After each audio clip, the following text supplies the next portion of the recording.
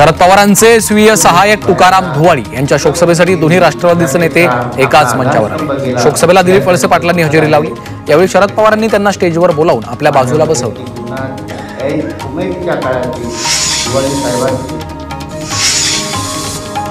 भाजपतर्फे पक्षाचा विस्तार आणि वाढीसाठी जोरदार हालचाली सुरू आहेत। मुंबईतील भाजप महाराष्ट्र प्रदेश कार्यालयात संजय निकम आणि पोपटराव पाटील यांच्या नेतृत्वाखाली माथाडी युनियनच्या तब्बल 29,000 कामगारांनी भाजपमध्ये प्रवेश केला।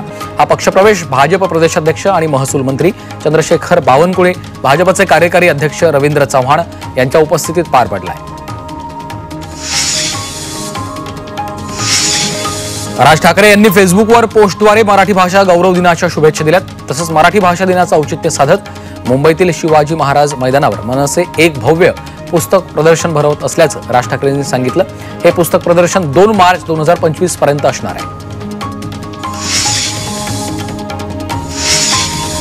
मुंबई महानगरपालिका प्रशासनानं मराठी भाषा दिनानिमित्त मराठी भाषा गौरव दिन आणि पंधरवड्याचं आयोजन केलंय। महानगरपालिकेचे आयुक्त भूषण गगराणी यांच्याकडे कार्यक्रमाचं अध्यक्षपद आहे।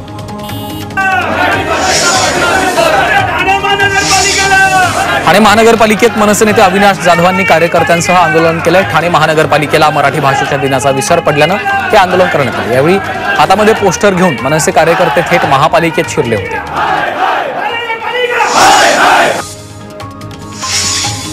मराठी भाषा पदवी अभ्यासक्रमासाठी क्षमतेच्या निम्मे देखील विद्यार्थी मुंबईतल्या अनेक महाविद्यालयांना मिळाले नाहीयेत। मराठी अभ्यासक्रमाच्या शिक्षणातून रोजगाराच्या मोठ्या संधी उपलब्ध होईपर्यंत ही स्थिती सुधारणार नसल्याचं मत शिक्षण क्षेत्रातून व्यक्त होत आहे।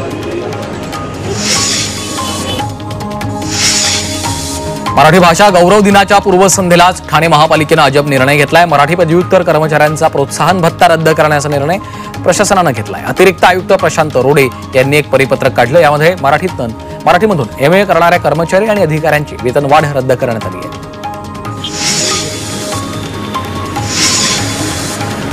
राज्यातील धुळखात पडलेल्या भंगार बसेसचं ऑडिट होणार आहे। या बसेससाठी 1.5 महिन्यांचा अवधी देण्यात आलाय। त्यामुळे धुळखात पडलेल्या बसेस 15 एप्रिलपर्यंत भंगारात काढणार असल्याची माहिती परिवहन मंत्री प्रताप सरनाईक यांनी दिली आहे।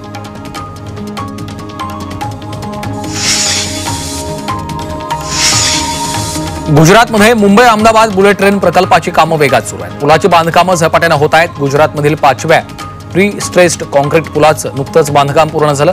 आधुनिक पद्धतीनं या पुलाची उभारणी करण्यात आली आहे।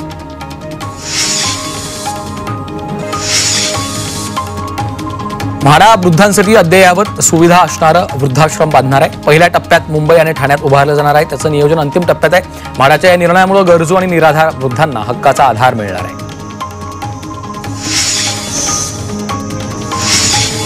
मुंबईत कचरा संकलन कर लागू करण्यात आलाय। महापालिकेची आर्थिक स्थिती सुधारण्यासाठी महसूल वाढवण्याचे प्रयत्न सुरू आहेत। या कराच्या माध्यमातून महापालिकेच्या तिजोरीत वर्षाला 687 कोटी रुपये जमा होणार आहेत।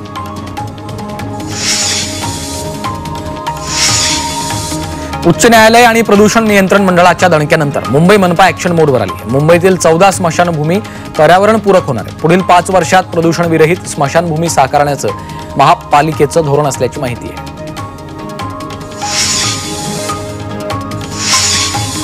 नागरी विमान वाहतूक महासंचालनालयाच्या संचालकांनी नवी मुंबई आंतरराष्ट्रीय विमानतळाच्या कामाची पाहणी केली।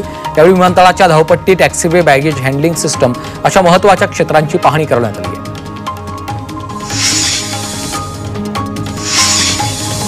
ठाण्यात महाराष्ट्र राज्य क्रीडा स्पर्धा आयोजित करण्यात आल्यात। या पार्श्वभूमीवर शहरातील वाहतूक व्यवस्थेत बदल करण्यात आलाय। शनिवारी दुपारी 2 ते रात्री 11 पर्यंत हे बदल लागू असतील। त्यामुळे नागरिकांना पर्यायी मार्गांचा वापर करण्याचं आवाहन केलं आहे।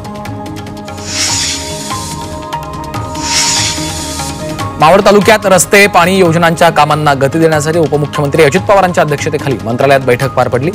तर कार्यालयातील एकविरा मंदिर परिसरातील विकासाची कामं तातडीनं पूर्ण करण्याचे निर्देश अजित पवारांनी संबंधितांना दिलेत।